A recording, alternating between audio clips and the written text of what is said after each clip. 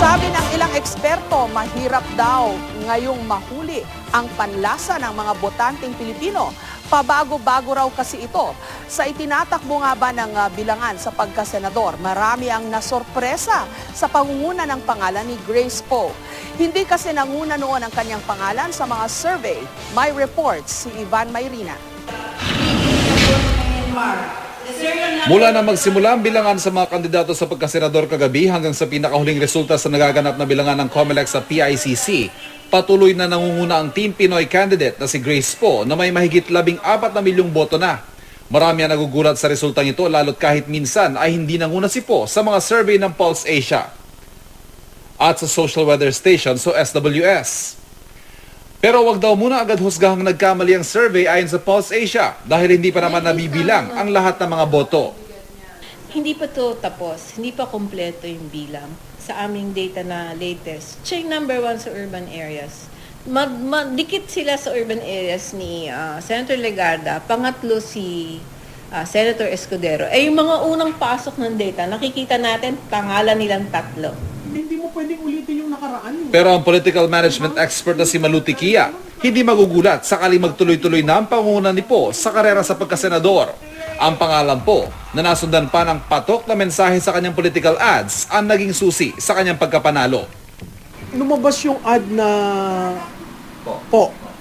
And that really stuck the image, anak siya ni FPJ at yung po. Dinala pa niya yung FPJ, yung mensahe ni FPJ, lumabas siya, nag-reach out siya. Nakatulong din daw kay Poe na kahit kandidato siya ng Team Pinoy, ay sinuportahan din siya ng mga pangunahing personalidad ng United Nationalist Alliance na sina dating Pangulong Joseph Estrada at Vice President Jejomar Binay na parehong malapit sa amang si Fernando Poe Jr. Pero ang higit daw na hindi maikakaila sa eleksyong ito, ang tila nagbabagong panlasa ng mga botante. Sa tingin ko, itong lumalabas na 12, may makikita kang karamihan dyan, bata. So, ang preference ng botante, bata. Ayaw na nila yung, oo, magaling ka. Oo, noon yun. Sa tingin ko, nandun yung protest vote eh. Dahil lang sa limited yung ating choices, hindi mo masasabing, yan yung pinaka-best.